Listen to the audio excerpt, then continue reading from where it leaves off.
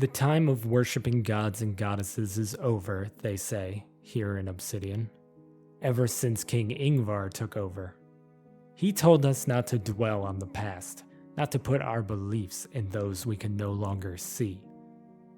The irony of it all is that his followers call him the God King. Like we are to worship him instead as some kind of mortal replacement. The scholars in Genin have quite literally written the books on Enror, the scriptures used to describe the god, and passed on the history surrounding him. Now, for those less educated, Enror is the wolf god of war and battle, the deity most connected to Obsidian, and the one responsible for the way the Fenins in Obsidian have lived their lives for many years. Truth be told, the similarities between Enror and Ingvar are many.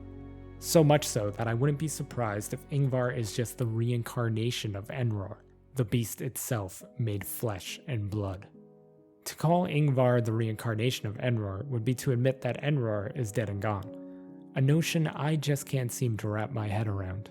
I grew up in Genin. Though I never became a scholar myself, I spent many days listening to their stories. While their tales could have been fabricated, one scholar in particular claims to have met the god before. I thought to myself, how could such a thing be possible? To meet Enror would mean to live double or even triple the average lifespan of a normal Fenin. My questions would have been justified had it not been for the fact that this particular scholar was an orc. I learned shortly after that orcs on Fenrir live longer than Fenins. The moment I learned of this, I spent the rest of my day asking the orc scholar questions about Enror, and based on what I've learned, I can tell you this. While similarities are obvious and abound between Enror and Ingvar, they can never be the same.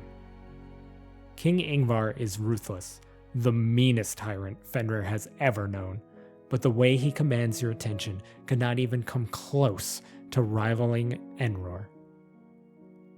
The wolf god towered over cities, could wipe out your town with a simple wave of his tail, and shatter mountains with a roar. No Fenin could ever capture a power of that magnitude. The orc scholar went on to tell me of Enror's birth.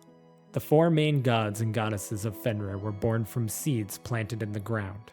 In one scripture, said to be written by the elf god Jakari himself, he told of how the wolf god's seed shook in the ground and a flame ignited it, seemingly out of nowhere. The scripture reads, "Sharp claws and even sharper teeth. The wolf god tore its own way out of its vessel, covered in blood and glory. With a simple shake of its fur, the blood showered the ground beneath it. The mighty wolf roared as the blood solidified into a strange black rock, for which the land of Obsidian got its name. They say the blood that remained became a part of the wolf as its white coat took on a reddish hue. The beast, now adorned with fur that looked as if fire rippled through its form, stood triumphant as axes, daggers, and katanas cut through the rock beneath. The weapons protruded in a way that created a throne-like perch for the new god of war and battle. The wolf inhaled deep to conjure a roar that changed the blood-stained foundation of Fenrir forever.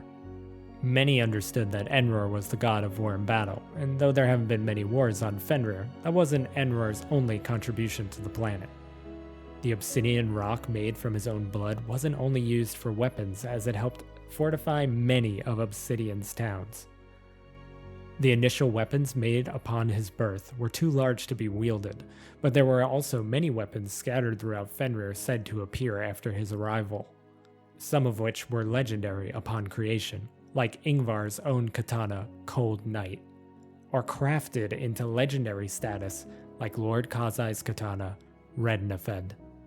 It felt taboo to ask about what happened to the missing gods and goddesses, and I refrained from doing so until the time came where I was ready to move on from Genin. I had no intention of becoming one of these scholars, but their stories helped push me in the direction of wanting to become a blacksmith myself. Getting to use obsidian rock originating from Enror's blood would be a dream, or being the next blacksmith to craft one of these legendary weapons would be an honor. That would be my goal in this life. So on my final day in Genin, I searched the temple for the orc scholar and asked, "What happened to Enror and the other deities?" I will never forget the story he told me. He said, "One day, the bog of the Deadlands poured out into the rest of Fenrir, and the water of the Fen Seas gathered to resist it. The forest contained one side of the struggle, and obsidian rock contained the other.